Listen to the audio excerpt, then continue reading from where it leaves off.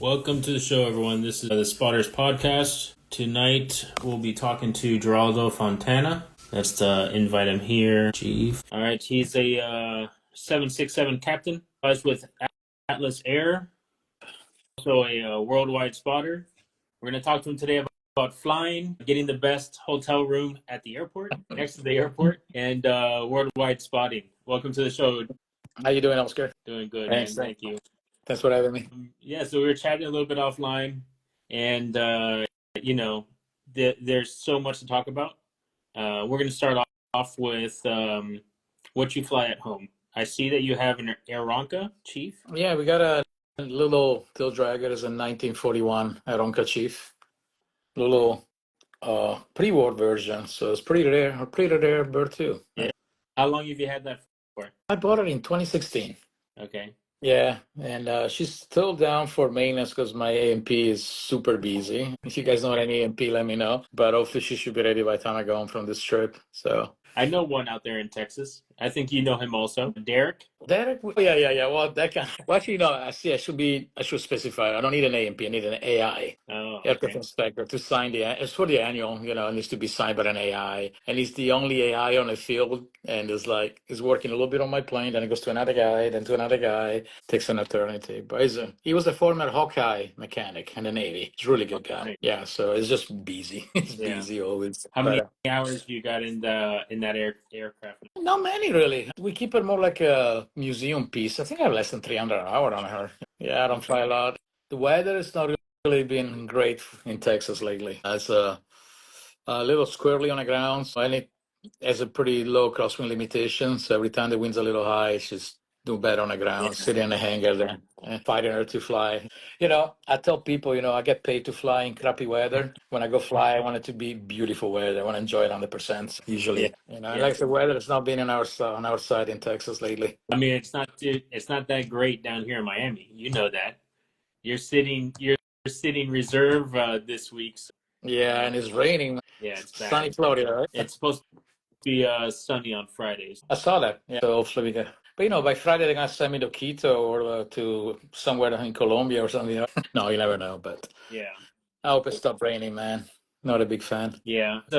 So on your Aeronca, have you taken your girls up to fly? Oh yeah. Is anyone gonna get pilot's license next? No, well, buddy, she's talking about she like to get an helicopter license, which will make sense. Nice. We don't need another airplane pilot in the family.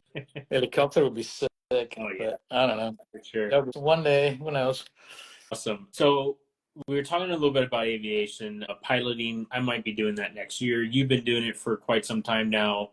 You tell me you had 3,000 hours in your CRJ when you were flying. No, actually, that's before I started the CRJ. Before you started the CRJ. That was just my prop time before I even joined the airline. I was doing I got my licenses, but then I was doing a lot of flying for fun with my friend Sandro when he was here, and any chance, like you say, like you came back from sun and fun, any chance you had to fly, right? I was doing the same. I was in my, so I was trying to, around I was living near the airport, so trying to, meet some guy with a different plane and say, wash the plane, help him with doing things, work around the plane, and you go for a fly. I was able to fly like 90 different airframes before I even joined the airlines. Wow. I mean, even if I have like a couple of hours on, I was like, that was like one of the things, try to get as many planes and get more experience on different planes. Then I joined the airline. And I flew there for 12 years on the RJ. It was like I flew over 9,000 hours on that plane. On a 7.6 now, I don't fly a lot. I think I have less than 2,000 hours on a 7.6, to tell you the truth. We do long flights, but we don't do a lot of flying. Gentleman flight. The 767 schedule here is really, really nice. I enjoy it. We got long layover everywhere we go. We got crew of 3 or 4 people. A lot of time we're actually fighting to try to get a landing because, that's the only problem we have. We don't get enough landings. So sometimes we have to come to the sims here in Miami to get current. But I heard even the 747 guys, that they fly more than us, they always have a crew of 4. Even for them, it's hard to get landings sometimes, which is a problem you don't have in a regional when you fly legs a day. Yeah. It's a different dynamic, but I really enjoy it. So how does one, someone gets or commercial, how does one decide I'm gonna go be a passenger pilot, bus driver, or Exactly. You know, I'm gonna fly cargo instead? right. How does someone make I that know. decision? All right. I wanted to be cargo since the beginning, tell you the truth. But I know it was not, back then it was not possible. It was unthinkable that somebody can go from even right now, I guess you still have to do a little bit, but back then it was like kind of a standard thing. You get your commercial, you become a CFI, get your hours, and then you join the regionals. Or some people go the other way and 135 ops. So they're going to do like flying King Airs or Citation or what else, right? And get your time. And that way you can go to something bigger later on. I went the regional way, never thought about it, man. When I came in US, I was like, oh, I'm going to be flying passengers. No, never once. I wanted to be a flying instructor, and that's what I did. And I was still doing it until a few years ago. COVID really kind of killed the fly school where I used to work until, 2, 3 years ago. Wow. So that's what I wanted to do. I never thought about being a bus driver. And one day, an instructor, former instructor at my fly school, this guy from Australia, no, New Zealand. He was from New Zealand. He told me he joined ExpressJet, which was called Continental Express back then in 2005. And he told me, man, you should come and give it a shot, And I did. And they called me for an interview. And that's what I started. And I started loving not just the flying part, but the lifestyle, the travel, to be able to go, even if, back in the regional was mostly United States, Canada, Bahamas, and Mexico. We didn't go farther over than that. But it was nice to explore this country completely. I've been everywhere in those years. I don't miss the passengers, the drama. Yeah. And like I was telling to you before, the weather. Because when you fly in a regional, you do shorter flight, you're in and out of the weather all day, man. Yeah. So it's a good experience. It makes you a better pilot, but man, it's a lot of work. And it was good for, in the 20s and the 30s. Now, like, I can't even imagine to do 5 legs a day. I'm 46. I was like, no, I'm not going back to that. And speaking of the airlines, you're looking at people like United or American. They got a great job, great contract, great companies. But yeah, they do 2, 3 flights a day in and out of that weather, in and out of Chicago on a bad day, or that's a lot. I'm really like what I do over here. I'm rather, like I told you before, I'm rather fly 10 hours across the Atlantic or across the Pacific, get to my destination. Let's say I'm in Japan now for 28 hours or 30 something hours, do some touristy stuff, do some spotting. Yeah, I love it. I'm not going back to that habit again. So that's interesting. How often? So how many hours do you have to work a month? I mean, what's your schedule like? Yeah. So I can If tell you you many. can't, I can tell I you don't many want. hours. I can Don't tell get you in many hours. trouble if you don't. No, You no, no. can't I tell can me give you an hours. example. You beat your schedule. So I'm a junior captain. So as a captain, I kind of get what I get. But as a senior FO previously, I was beating my schedule. You can yet with Atlas and other carrier like Atlas. I can think FedEx too, Omni. You can bid your schedule. Just two options. You can either make a lot of money and always be gone, or vice versa. That's what I do. Make okay money, but I have a lot of time off. I bid my schedule based on days off. And a lot of people do that too. They look at their days off, they look at what they need to do for their kids, their family, and try to be more flexible that way. So I kind of bid whatever works on days off. That's my first thing when I bid a line. What days off do I get? Am I off those days that I need? And then based on that, you can bid a hard line, which is specific trips, or you can bid a reserve line like this one. A reserve line, we have one at home. It's called a secondary line. You're at home, and they can call to go to work or not. Or yet, like this one, is an R2. I'm sitting in Miami for this 10, 12 days. On those 10, 12 days, they can send me somewhere or they cannot send me anywhere at all. I'm still on a clock. Hourly wise, on a 7.6, we have a minimum guarantee. It's pretty low for the industry, 64 hour a month, but we don't even get to, I would say my average is, if I go work, if I fly, I should say, 30 hours maybe. To give you an idea, in the regional, I used to fly about 95 hours a month standard. And having 12 days off. But on those 12 days off, I was commuting back and forth because they were like 4-day trips. So if you do the math, you only own for 3 days every 4 days, and then you have to commute back. So your brain is never there. Your brain is always, oh, I got to go back to work. Am I going to make it because I have to jump seat on a flight? Over here, I work a block of 10, 15 days, let's say, and then I'm home for another 15 plus days. And I don't have to be worried about commuting because they buy me a ticket to go to work. Whatever my plane or whatever my reserve is, they just buy me a ticket and I just get there and do my things and go home. It's very relaxed. Yeah. If you would. But to give you an idea, I think last year I flew less than 200 hours. And Wow. when I was in a regional, I used to fly about 800 hours a year. So we don't fly a lot, which is a good and bad. It's good because I have a lot of time home with my family. It's bad because sometimes you don't feel as proficient. So what you do, you're always on the books. Even my wife knows when I come to work, one of the first thing I do, I go back, open the iPad, and go through the manuals and look at the bulletins and all the changes that they've been doing, all the technical bulletin from Boeing or anything that to bring me back into the the groove, the mindset, and looking at things like, or I'm on reserve now, right? Where they can send me. So I start looking, based on the time I'm on call, I might be in Bogota, I might be in Quito, I might be in Manaus. So I look at those charts, I look at the weather down there, and then I'm gonna be really in a mindset that I'm ready to go. My uniform is there. I go to work. And if you do that, it works. And we go back to our sims every 6 months. Unlike a regular airline, most of the airlines do 9 months. They call it AQP. We're still really old school at Atlas, like military training. So every 6 months, we're back in the sims. We do CBTs every quarter. So we got also online training. If you do all these things and you stay on the books, it makes it a little bit easier to get back into the environment of flying after flying as much. So that's but yeah, we don't on a 7.6 we don't fly a lot. The 7.4 guys fly a little bit more than us. The 777 are the guys that fly the most at this time. The 7.3 used to be the plane that was flying a lot back, but we don't have 737 anymore. So Yeah. it's all gone. Hope they're about to be gone, I should say. So you're traveling the world as a cargo captain. You went to Japan. You had a few days off. Now your photography is strictly military for the most part. Nice, yes. 99%. I mean, you've done everything. You've done commercial. You've done warbirds, GA. But for the majority, Yes. 99% of it is Yes, I will say so. military. So you go to Japan, and now you want to spot at an airbase there. How do you?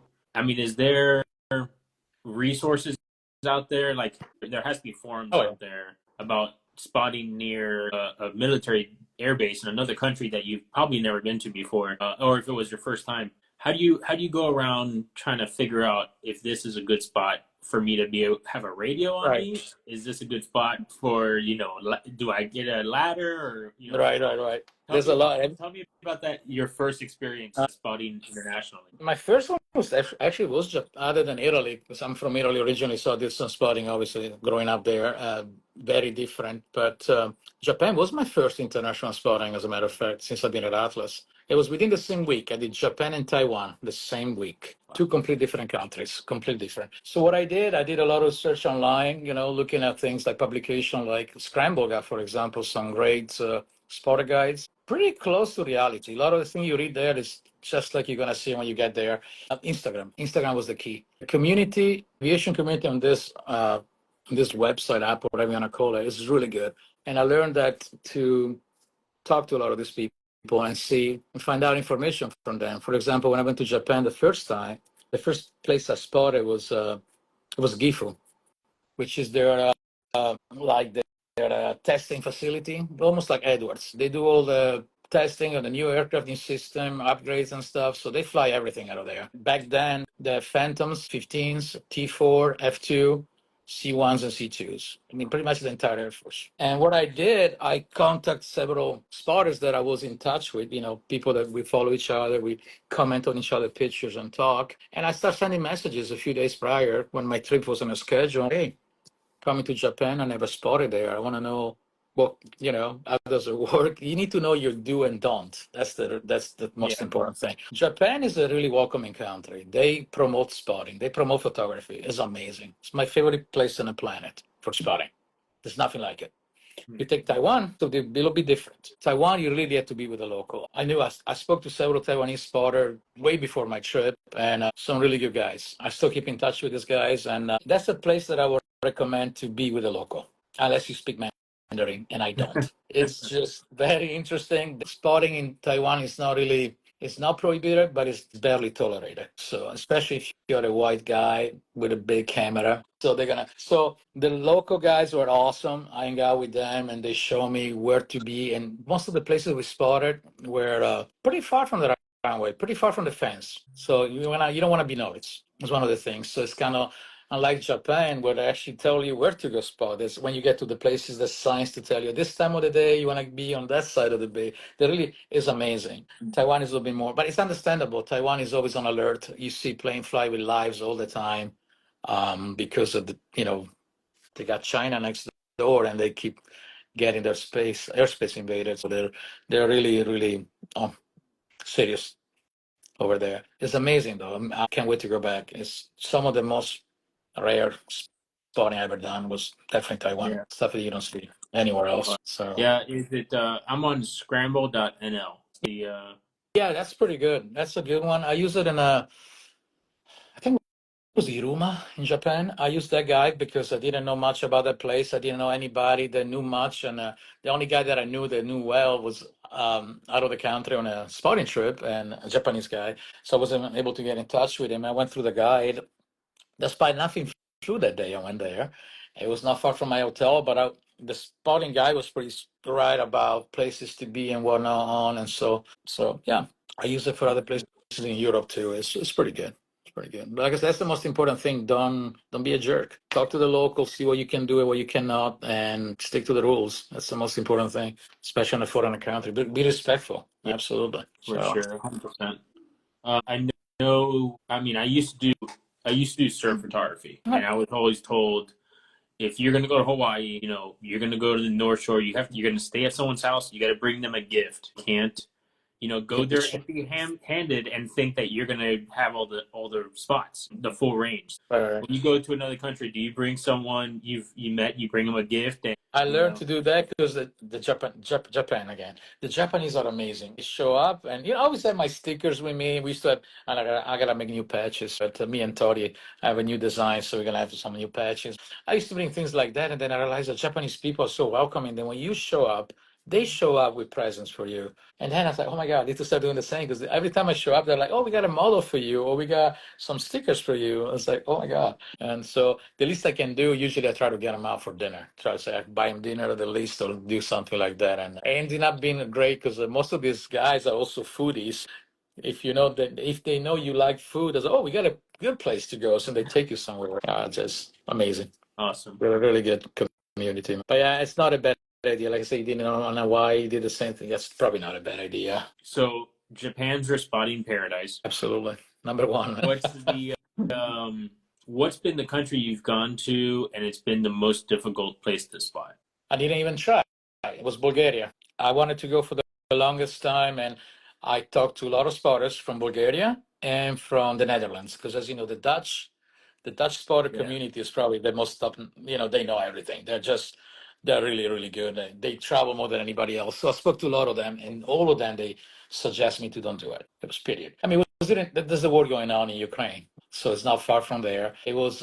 There's a base not far from Sofia. A lot of people call it Sofia. It's called Sofia, the capital of Bulgaria. We had a base in Sofia, an out base, so we used to operate a lot of flights in and out of there during COVID, from Europe, from the US into Bulgaria, and from Bulgaria to the Middle East. I spent a lot of time. Beautiful city, not far from a MiG-29 base. And MIL-24, so it's a dream for a spotter. Oh, nice. But man, I talked to so many people, and unless you were able to go on base as a journalist, it was really not recommended to do it. So I didn't. Just, I was like, oh my God, so close, but once again, I talked to the people and I respect what they told me, so I didn't want to do it. Didn't want to take a chance. It was less than an hour. The last thing anyone wants is to end up in a international prison on espionage. Exactly. Like in Greece. Greece, we all know, is a no-no. You don't spot in Greece, right? Yeah. Bulgaria is it's kind of like that, but I understand why, with everything that was going on over there and the fact that we're moving a bunch of troops. We used to move a bunch of troops through Bulgaria. That's probably why they're kind of like, don't do it. I got a few friends that are journalists in Italy that are able to go on base, and they made an couple of amazing articles on some other magazine in Europe, and they had the chance to be on base and see those planes, but that was the only way. Yeah, I think that's the major difference between a place where you're not allowed to go and then a place where you get invited to go on base for journalism, for something else. It's like you're invited, you're their guest, you're allowed to do it at that point. Exactly. That's the difference. So yeah, that probably was the most that I was like didn't feel comfortable to do it. So I let it. I, It's a dream. I Never done it. yeah, I saw you were traveling somewhere, I forget where it was, but you're watching your stories and you're hiding in like an orchard somewhere. And you run out of these trees to take pictures and then you run back in the trees as the planes depart. That was And you in had a France. huh? That was in France. I got And then some you had the messages about that. radio. You had the radio on, but you're like, "Oh no, we're not allowed to have a radio in this Oh, country." You correct. know. France, most of the country in Europe do not allow radio scanner. Even Italy doesn't. I never had a scanner when I was a kid for that reason. A lot of people still do in Europe. France is one of them. I went spotting. There's some places that welcome it in France. Like I just posted a file a few weeks ago from that base. I forgot. Saint-Dizier. Saint-Dizier is great. Nobody bothers you. I'm not gonna make names, but if he's online now, he knew I'm talking about him. Very good friend of mine from Germany is an excellent German spotter. Tell me to don't go spot at this base. Nancy is the Mirage 2000 base.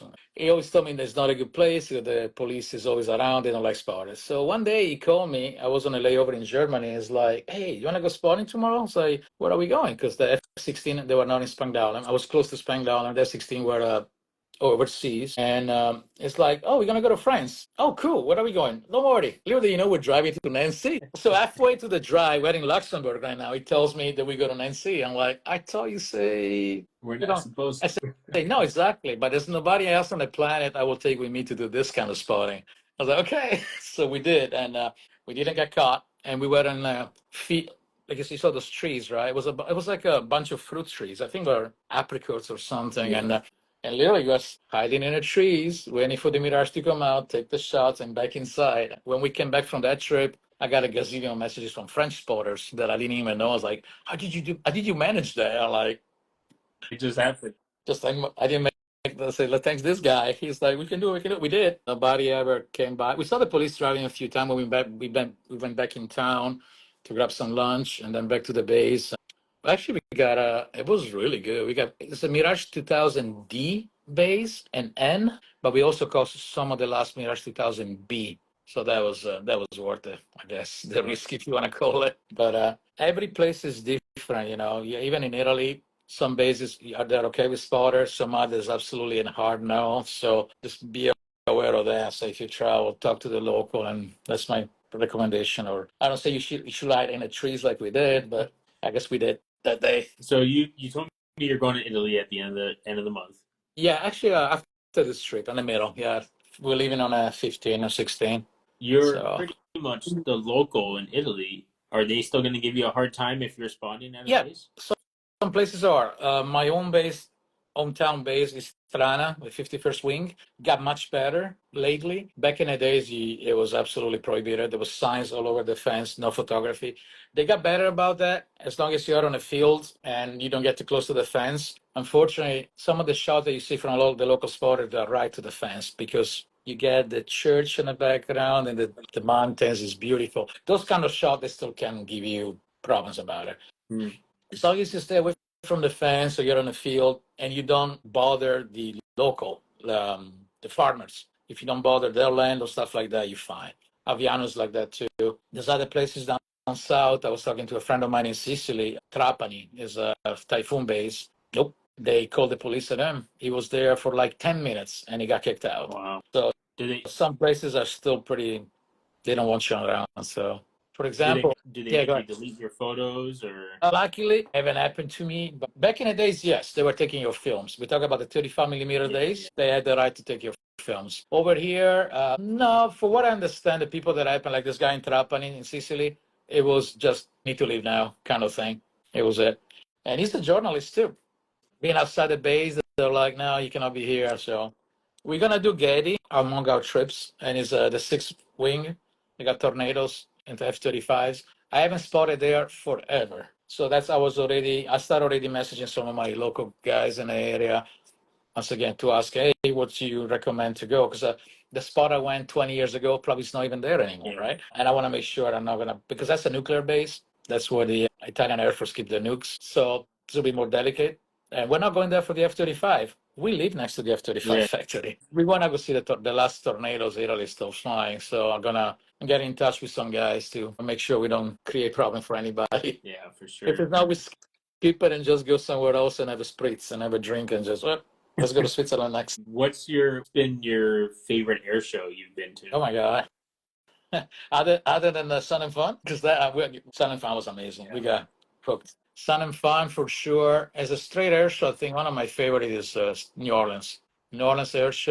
The one last year was good. The one 3 years ago was even better. I mean, New Orleans never disappointing. The lineup is really good.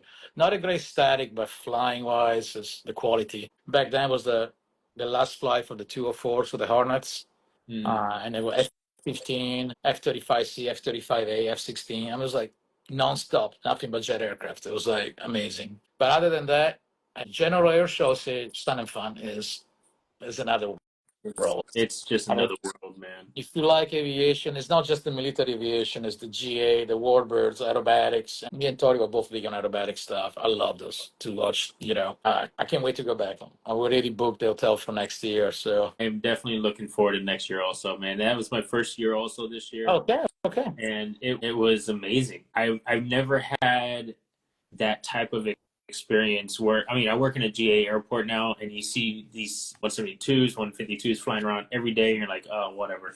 It's just like seeing, for me, I don't like commercial airlines either. I like military spotting. So, Oh, yeah. but to see these vintage airplanes that were like built as, Army medic aircraft for like World War II, and I'm like, wait a second, this looks like a vintage, single engine. I don't have it in front of me, like what it was, but it's just amazing how people will buy an old Warbird that wasn't, it's not like a AN 24 or a B-17. They're gonna buy like a single engine for themselves, but then convert it to this like family Volkswagen. You know what I mean? This wagon to take the whole family on a trip, and it's just like, it's really incredible. Just the conversions, the sport aircraft was incredible. The STOL planes, seeing aircraft like really take off. So much fun. Oh my God, that's so fun. It was amazing, man. And then just seeing everything, having warbirds there.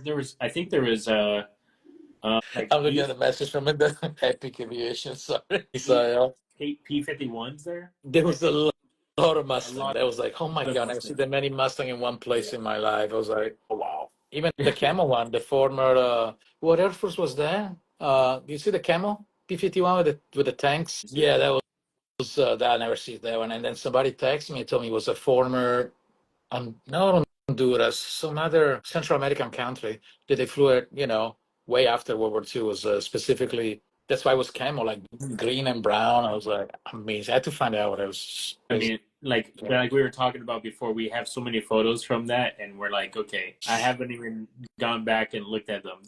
I had some fun, and then Fort Lauderdale Air Show came up, and I was doing a bunch of video for the podcast for that, which I still haven't. I don't think I edited Fort Lauderdale yet. Oh my God! You did Miami, right? You just did Miami now, right? Just Miami, but Miami's done. I did the Red Devils parachute jump, and I got pictures of them doing that. I had media day for 2 days, so I did that. And then, I basically have all the photos edited, and everyone got their photos. Okay, good. But I still have Sun and Fun Fort Lauderdale. I did an aerobatic flight and a game bird. Damn. And the video on that is still on my computer somewhere. There's so much, work that needs to be done. And it's just, it doesn't stop. Oh, man. Podcast now. Tomorrow will be on Spotify, and I'm still working on season 1 for YouTube. It's like it never ends. Never stop. And then out for work. I work at a GA airport. So what? Oh wait, I was gonna ask you. Miami executive, huh? Yeah, executive. Is that Opalaka? No, it's confusing because it's Opalaka executive, okay. Miami Opalaka executive, and then like my airport used to be called Tamiami. Okay, so it's Tamiami and Kendall, and then they changed it to Miami Executive, which I'm like, okay, another executive airport. But we did an alert drill on Sunday, so I took pictures for that for work, and it's just like, okay, well, good thing those photos are done, and those people got their. It was cool seeing like the ARF vehicle, hauling butt to the grass area where I was standing, and then turning on their hose, the fired nozzle. Yeah, man, it's fun. It's nonstop. It is indeed. Are you thinking we did like 9 events this year? Actually, Tori did 2 air show more than me because she went Dias too, and another one. what tempo we did together at Media Day.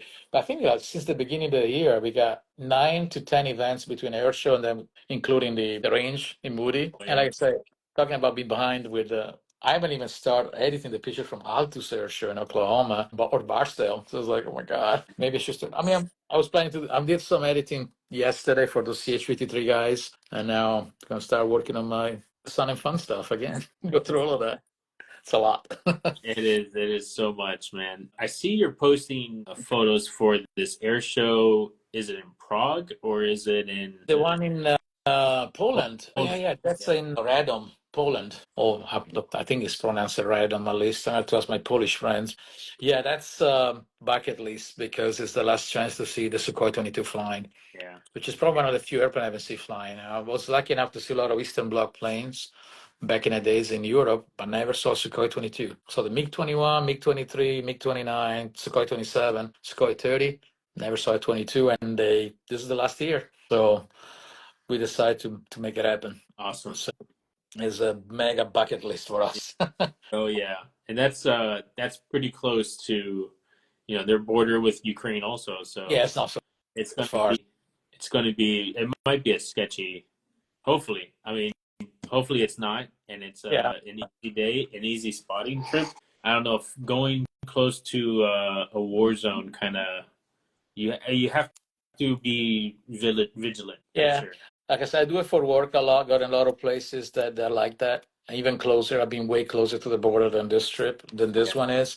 This is an international air show, so unless something worse happen, with the war, I think they're gonna keep the air show going. We bought tickets for Saturday and Sunday, applied for media as well, waiting to hear from them. And I heard the show is partially backlit. A lot of the Polish guy, yes, again, do your research, right? A lot of the Polish guy gave us some tips where to go outside the airport and be able to get some decent spot with decent light. Supposed to be also a night show, so there's a lot. It's gonna be a big A event. lot. It's a huge event. I mean, looking at the lineup, they keep adding participants. We got the Finnish Hornet demo team.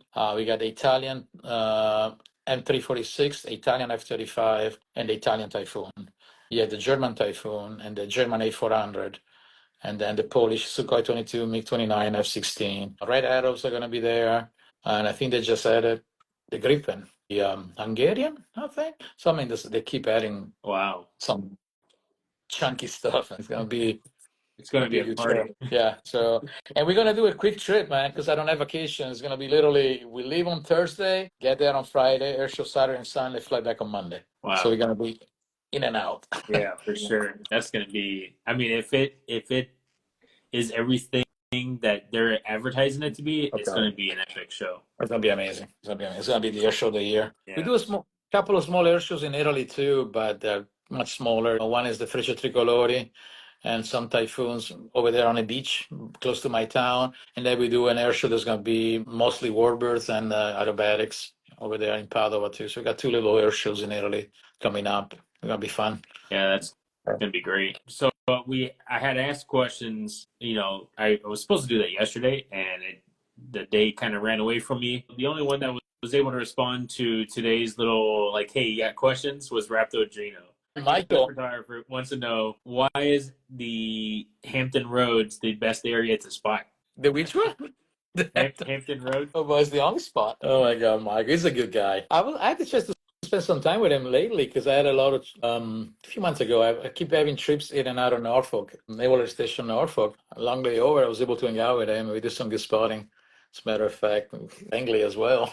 Yeah, there's been some talk about all these young spotters getting stopped by the police and told they can't take photos. I mean, a lot of that is, be respectful Yep. to the people coming out, because I mean, if someone's calling the police for something, they have no idea what's going to happen. So they're already on edge. Have you had any interactions without stateside? No, I think the last interaction I had with the police due to spotting was in Ramstein. I haven't had anything in the U.S. personally. I know it happened to some people lately, close to us in Texas, but I don't ever personally experienced that. I'm thinking, probably never. No, actually once, but it was not because we were spotting. It's like we didn't like we were parked on the base by our house. Didn't like we were parked too close, to, I guess, to this actual city park with a car, and they make us move literally 20 yards away from there. It was not about spotting at all. In Ramstein, yes, I don't like to spot in Ramstein for that reason too. You can spot in Ramstein, but seems like every time you go and they see more than one or two people, they start getting a kind of, and they send out either the German police or the U.S. police. So kind of, I deal with the U.S. police before. It was pretty funny actually the way I handled that. And I had my friend dealing with the German police. I didn't know what they were talking about, but they left. But the U.S. police was really funny. I said because it was me. There was a Dutch, a British, and a German spotters. I'm just chilling there, taking some pictures, and here comes the U.S. police. And I say, just you guys don't say a word. Let me talk. And they show up, and as they talking, here comes the 767 I landed a few hours prior, 640 Golf Tango, taxing right there. And they come talk to me and say, "Oh, you're American?" I say, "Yeah." Well, I would say, "Yeah, I live in U.S. because I'm Italian at the end of the day, but I guess I'm Italian American." And I was like, "Okay, what are you doing here?" I said, "See that? I just flew the plane in yesterday. I'm flying out tomorrow." I'm like, "Oh, you fly for Atlas?" "Yes, sir." "Okay, have a nice day." And they Oh, left. Yeah, that was that was nice. kind. But really, they were not there to bother us. They wanted to see because they've seen some people together in the woods because Ramstein is surrounded by woods, and they just like they got cameras everywhere. Ramstein is completely surrounded by cameras. They can see us. They know we're there. But I guess when you have more than two or three people, they're just like, "Oh, let's go see what's going on," and they do that. They're not there to bother you. They just want to know what you guys are checking where you are. They don't even check documents. I never have that. Actually, knock on wood, I say never. I haven't experienced of somebody asking for my documents anywhere in the world in all my years. Yeah. Wow. And now I talk too fast. I talk too quick now. It's going to happen in Key West on Friday. Watch it. Key West is like it's notorious. Even me, I go down there. I have the number for NCIS down there, so I call them ahead of time and I say, "Hey, I'm gonna head down. This is where I'm gonna be." And most of the time, it's no big deal. But if I move to like US 1 to try to get runway 8, departures, or even like 1-4 Yeah. departures, sometimes you'll have FHP pull up and like, "Hey, the Navy doesn't like you being out here." I'm like, "All right, I've already talked to them. They know where I'm at." Or sometimes I just show them my ID and they're like, "Oh, okay, you already know about the rules. Cool. Have a good day." Yeah. So US. You mentioned US 1. I don't like that. I don't like that it's spot at all. yeah, I mean it's super busy, and it's all you need is one person not to be paying attention and then run right into you. Yep. You know, Exactly. No, I don't like. I don't like. I'm probably gonna do some departure if I go on Friday and then call the day. I don't like to get arrivals over there. Or the bridge. Also, the bridge is not. it's loud. Yeah, Yeah. the cars. I don't know. But a bit Yeah. sitting in my hotel room, so I'm gonna go. Yeah. Yeah, I don't know what's going on down there this weekend. I don't even know. I mean, I'm so out of touch with the scheduling now. Now that I work Monday through Friday, I used to go down there. I used to go down there once a week when I was on my Monday, Tuesday off. And so I had a day off during the week. Let's go down to Key West, go spot for a little bit. But now my schedule, I'm like, I can't go spot during the week. And I'm not going to go to the Keys on the weekend. The So traffic is horrible. And Gino says Top Gun aircraft. So the F-14's down there, Gino? Maverick is there. Oh man. Oh, the F5s have been flying and the Hunters have been flying. I went to Homestead on the last reserve that I did, which was a bust. First time I didn't see anything in Homestead. And I was looking at ESB and there's F5s all over. I'm like, damn it. Well, you've been able to catch it. I know when I first met you, we were down there. Everything else flew, but F5s. It was like, I went there it was a bunch of Hornets, remember? I was able to catch them again. And I was there with Jason and he loves the F5s too. And we were able to catch a few one the last month. I think we were there. And it was really nice. And I love that plane. I hope to see some on Friday. We'll see if I go. It all depends on Atlas, unless they call me go Well, it somewhere depends. else. Man, I would love to see a Navy F-16. So he says the F-18s and the F-16s are down Oh, there that's right what. now. So those are the ones that were probably at Alliance yesterday. So it must be, I guess. That seems to be the stopping point. Alliance is always the stopping point for whatever's coming down to Key West. Yes, we get busy with those guys, man. We get the experts all the time. The 122 stop at Alliance so often we don't even go spot them anymore. We had at the base. It's like, oh, there's a bunch of Hornets coming. Who was that? 22. Okay, whatever. We see them all the time. But The 122 is a Key West right now too. I have a friend there that's flying out of Key West. I just spoke to him yesterday, and he says he's going to be there for a few more days. That would be another reason for me to go, even if I'm not a huge Rhino fan. Having somebody that I know and taking picture of them is always fun. Yeah, No matter what, if they don't call me, I'll be there. But for hey, sure. if whatever Michael says true, hey, even better. I never caught Yeah, a Navy 16. that'd be, and if it's a black one, it'd be even. But I think that's the one No, that's that's at. the yeah, yeah. I think they're blue or brown. They got some colors like that. I caught one. I caught a Saint F-16 once, but not a great shot. I came to JRB one day. That's the only Navy 16 I've seen out of the museums. So Yeah. Are you gonna do any museums in Italy? I don't know because the best museum for Italy are down south. Now there's with the Jubilee going on in Rome. It's not a good idea to go down. This is going to be extremely busy of people. I know for sure we're gonna do the base by my mom's house in Istrana, Typhoons, Aviano. It's not far from us, and our plan is to go to Switzerland. Right, we might do the museum there in Meiringen. We're gonna go see the Hornets on the Swiss Alps, and there's a small museum at the airport. We might do that. They got a couple of F5s, by the way, at the Yeah. museum, and there's other than that, I'm thinking the other museum. There's one right outside Milano Malpensa Airport, but it's kind of going to take us out of our routing that we're going to do. So I know we're going to go see the seaplane school in Como, Lake Como. Mhm. I was born in Como, and I grew up there until I was 6 years old. It's the only flight school in Italy for seaplane. It's a pretty large school, but they fly a lot. They got a lot of seaplanes, including a World War One biplane on floats. So it's pretty cool. We're definitely going to stop there.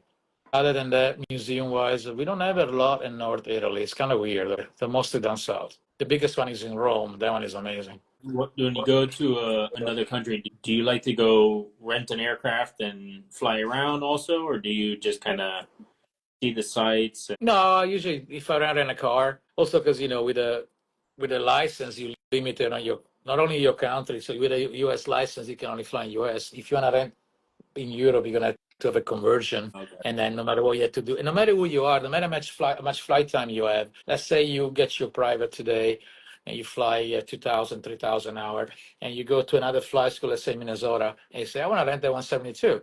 It doesn't matter if you're Chuck Yeager or you're a student pilot, you're still gonna have to do a checkout, which means you're gonna have to fly with a flight instructor, even if this instructor is less hour than you, most likely, for insurance purposes. So renting a plane, unless you're gonna do it for as a trip that you plan to do, it's not really worth it because they're gonna have to charge you for the fly with the instructor and the instruction before you even have your hands on the Yeah. plane. So it's Yeah, it's not worth it. not really worth it now, unfortunately now, like I say. To me it's like I rent a lot of cars, I'll tell you that, on layovers if I can. Places I mean a lot of places you can walk. It's easy. Some places or you can have friends. Like in Japan, I'll be terrorized to drive. I mean, you know what I mean? Yeah. So luckily, I know a lot of guys, and sometimes we don't even go spotting. We just going out and walk around, go to the temples, or just have dinner together. But when we go spotting all the time, except places I can go by feet or by train, I usually go with the local guys because the driving over there is kind of Yeah. yeah, it'll be a little bit different. I got my international license for that reason, but never use it in Japan because if I don't have to, I prefer not. Yeah. So. Yeah, I can only imagine that. Well, I can imagine the type of rental cars you can get. I'm sure you could get high-end imports for pretty good amount of money to be able to test drive it. I heard somewhere in Germany they only rented Porsches and Lambos. So I was like, oh wow, I want to go to Germany. So I could Yeah. just go, In rent Germany, that. I rent the hotel. We have a base in Han in Germany. Basically, it's not official a base, but we do outbasing cruise over there, and we have a lot of operation for the 7477 and 76. And a hotel in this little town called Morbach is basically owned by Atlas because there's no customers, only us. There's like a gazillion of us because we have the three fleets plus the passenger fleet, so we also flight attendants. So there's a million of us there, and the hotel rents cars to whoever, pilots or flight attendants. And Michael's, the owner, is great, and he knows me by now. Every time he says, "We need a car," like, "Yes, sir," and they give it to us at a like stupid price. They pay 30 euros a day Wow. for the car. And usually they're a little bitty Opels or some Peugeot. One day he gave me his car. It was a Mercedes, and I was on an autobahn. I tried. Yeah, the gas was like, "Ooh," but man, that thing was fast. Oh yeah. But even the autobahn, you gotta watch it. It's not.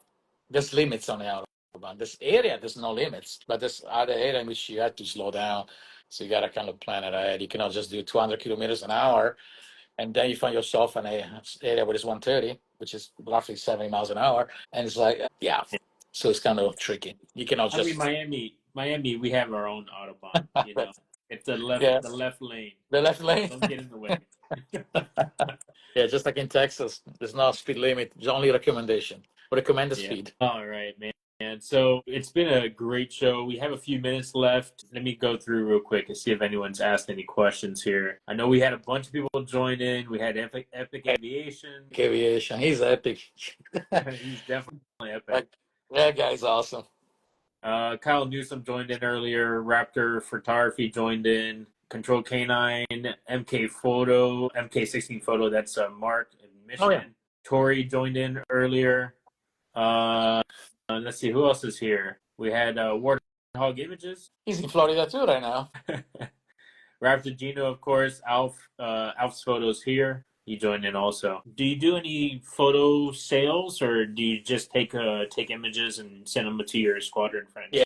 Yeah, that's exactly the second option. No, I don't sell the pictures. I mean, need a meal to. We do it for fun, for ourselves. And the most beautiful thing when you get somebody texting you on Instagram, I don't even know how they find us sometimes. Sometimes I take a picture, it's like, how did you find me, man? It's, hey, that was me on that plane. I was like, sweet. And yeah, I'm happy to send it to them. And a lot of them are super nice. They're like, how can I pay you? No, you don't have to pay me anything. Can I send you some patches? Yes, please. We're patch ads. So when somebody offers some patches, like, yes, please. Of that.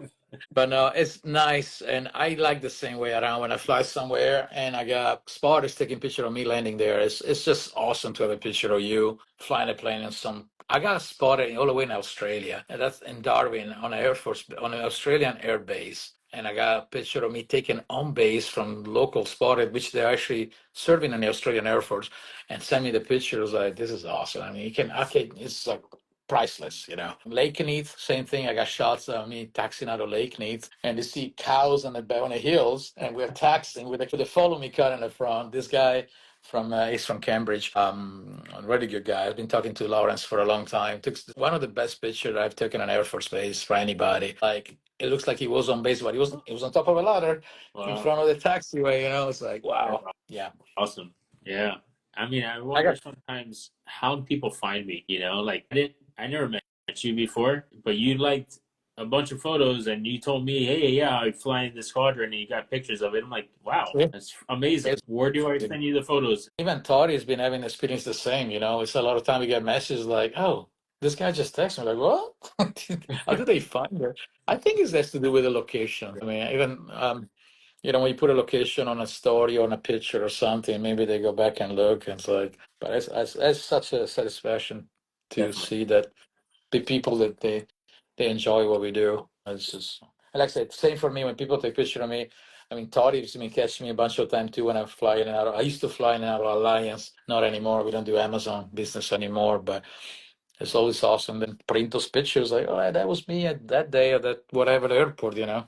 So I can see these guys too. We got some A10 guys that reach out and send them the picture, and to say his girlfriend printed all the picture. We send them and frame and put around the house. You know, it's just awesome. It's awesome. Yeah, absolutely. It's definitely a joy to bring that joy to someone else. You know.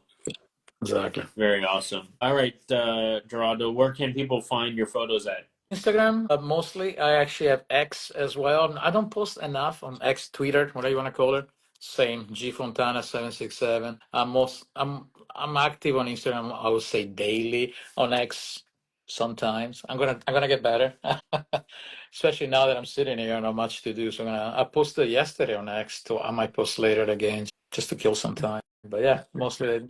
I'm not really active on YouTube. I have an account, but I haven't used it forever and ever. So it's just where you can find it. Yeah. All right. Awesome. Thanks for sharing that. And, when are you going to leave the 767 for the 747? People ask me that. I'm gonna leave the 76 when they force me to go to the 74. The schedule is too good to pass. You know, the amount of days off that I get. The 74 is amazing. I want to fly the 7. Any pilot wants to fly a 747. You can ask anybody. But I'm gonna be gone much more. So if I can wait until the kids are a little bit older, I'll be better. I think, Kevin. I mean, still gonna get it 13, 14 days off a month. It's good. Those 17 days a month are written in stone. I'm going to be gone at least those days. Like right now, 10 days. Last month, I think I worked 5 days. Yeah, I'm okay with that for now. All right. Well, it's been a pleasure talking to you. It's always a pleasure having you down in Miami. Likewise, We gotta. likewise. I would have done it Friday, but Oh man, Friday's like packed for too me. bad, But next time man, you're too down. bad. We gotta do it next Yeah. time, man. Next time I come But over, we'll do it. yeah. We gotta plan something. Good. Have a good flight when you guys go out to Italy. Thank Are you, you sir. flying home first and then Yeah. flying? Going home, take care of a few things, and then leaving. They got a direct now, Oh, DFW to Venice on American, wow. starting in June. Starting now in June, so it'll be beautiful. Straight to Venice, man. Okay. It's gonna be good. Awesome. Couple of weeks. It's gonna be good. I need a little. It'll be nice to see my mom and my brother. Take a little break, and it'll be fun. Awesome. I hope you have a great time. All right, all Thanks right. for coming on. All right. Thanks, Oscar. We're gonna sign off. All right, man. Thanks, Oscar. Thanks for. All right. I'll Thank see you you everyone later. for joining the Spotters podcast. Have a good evening, everyone.